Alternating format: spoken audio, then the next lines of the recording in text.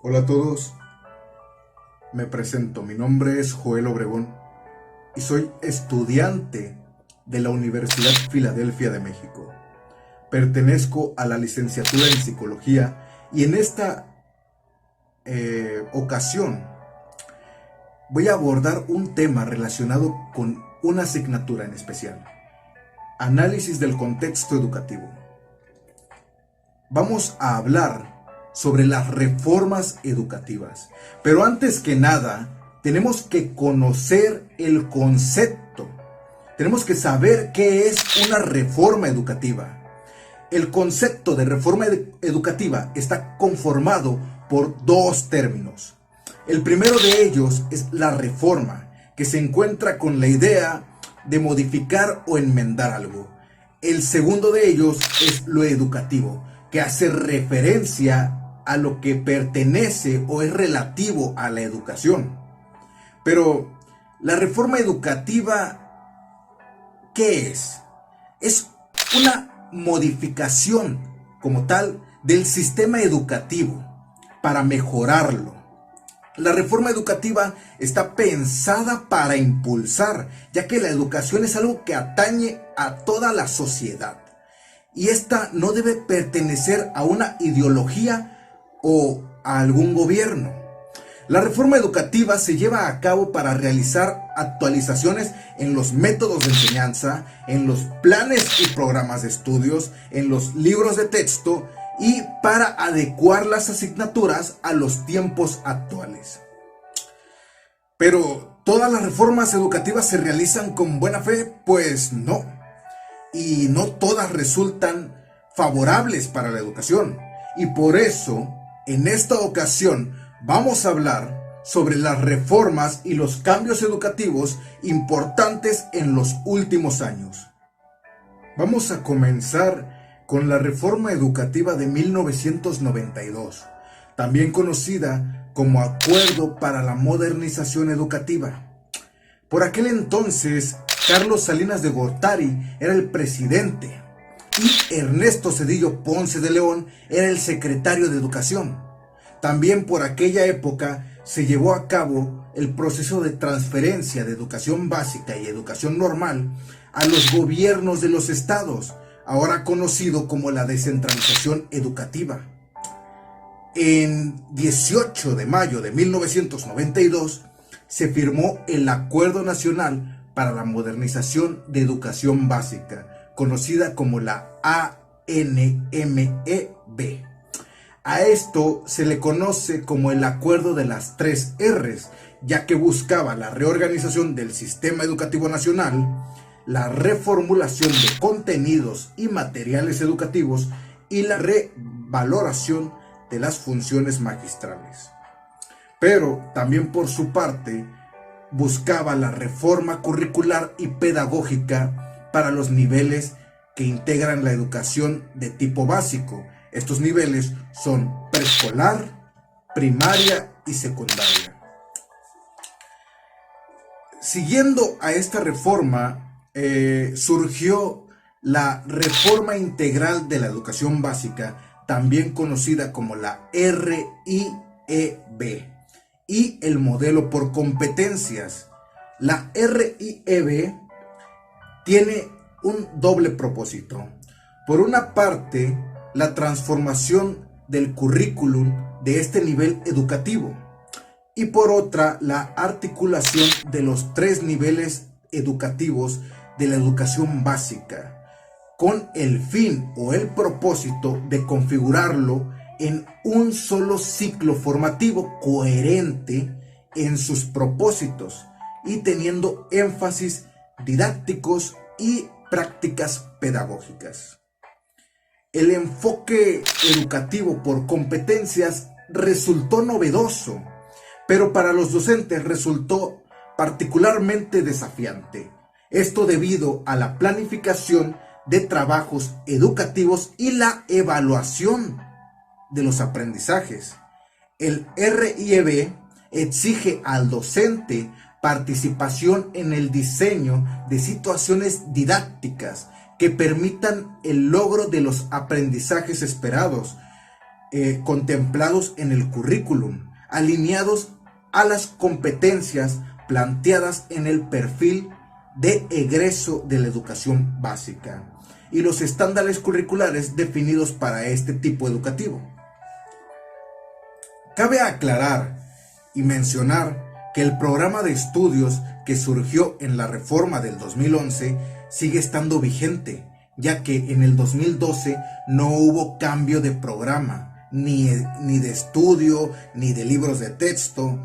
Fue hasta el 2016 cuando se publicó el nuevo programa de estudios, el cual se aplicó hasta el 2018, en primer grado de primaria y secundaria. Hasta la fecha, en educación básica, se está trabajando con los programas del 2011, el cual es el modelo por competencias, y del 2017, denominado aprendizaje clave. Aunque los libros de texto sí han tenido algunas modificaciones en el 2011 y en el 2014, los cambios han sido mínimos. Por otro lado, tenemos la reforma educativa del 2012 y la reforma laboral. El 10 de diciembre del 2012, Enrique Peña Nieto envió al Congreso la reforma educativa. El día 20 fue aprobada por la Cámara y se envió a las legislaturas de los estados. La finalidad de esta reforma era solucionar aquellos problemas que traen como consecuencia la baja calidad educativa, y los resumieron en 4 puntos importantes: la idoneidad de los docentes y directivos, la infraestructura escolar, la organización escolar y los materiales y métodos educativos. Tenía en primer lugar el servicio profesional docente, en el que el ingreso, promoción, permanencia y reconocimiento estuviera definido por el desempeño del docente. En segundo lugar, se creó el programa de escuelas al 100 con la única finalidad de atender o atacar el problema de la infraestructura educativa. En tercer lugar, impulsó el plan de escuelas al centro. Y en cuarto lugar, se diseñó el modelo educativo que tomó en cuenta un planteamiento curricular con un enfoque humanista centrado en el desarrollo de aprendizajes claves. Los principales problemas que tuvo esta reforma educativa es que no la llamaron como tal una reforma educativa, sino una reforma laboral, ya que ahora los normalistas no tendrían una plaza automática y los docentes en servicio tendrían que evaluarse constantemente para demostrar su desempeño, para así seleccionar a los que tuvieran un desempeño idóneo y permanecieran en la carrera de docente. Actualmente tenemos la reforma de la nueva escuela mexicana, que es una propuesta del gobierno presentada en diciembre del 2018 y está diseñada para derogar la reforma educativa implementada el 2013. Tiene como objetivo sentar las bases de un nuevo modelo educativo.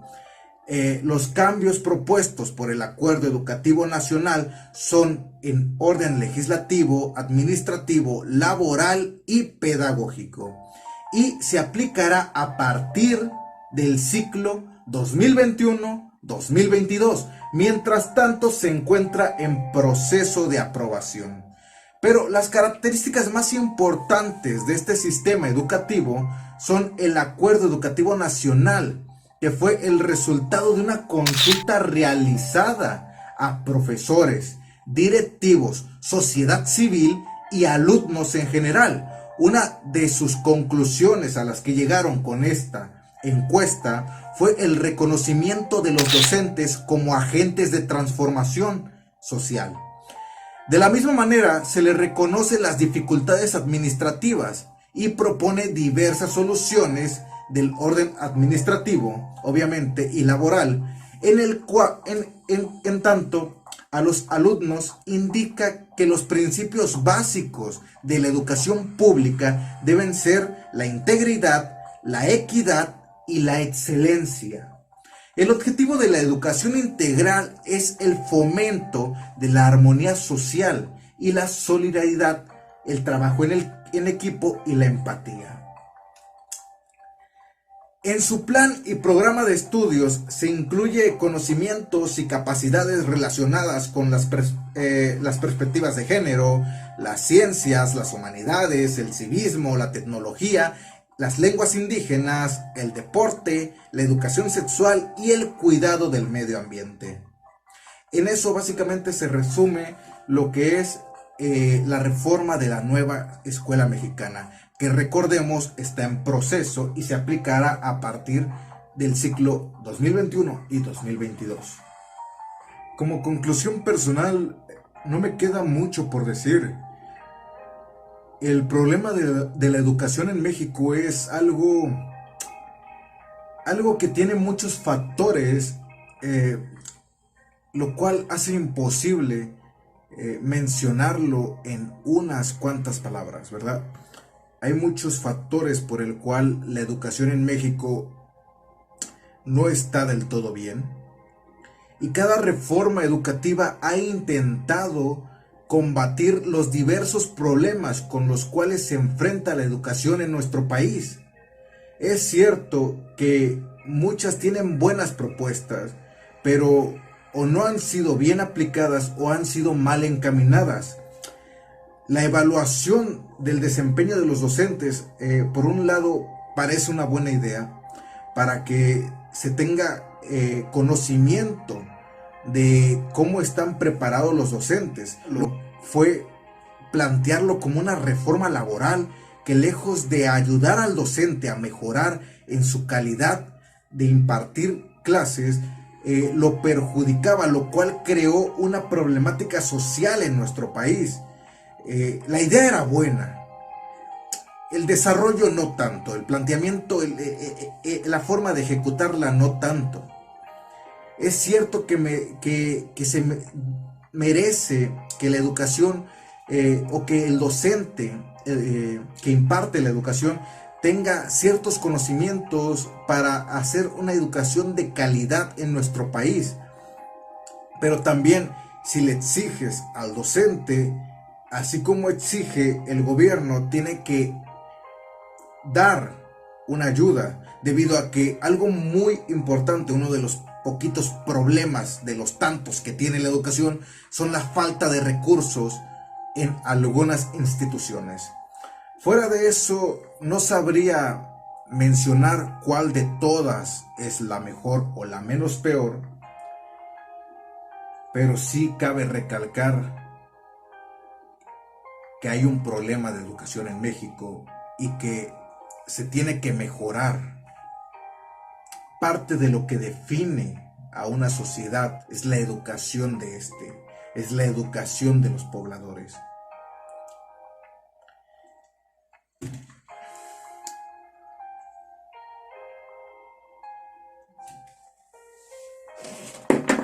No me queda nada más que decir.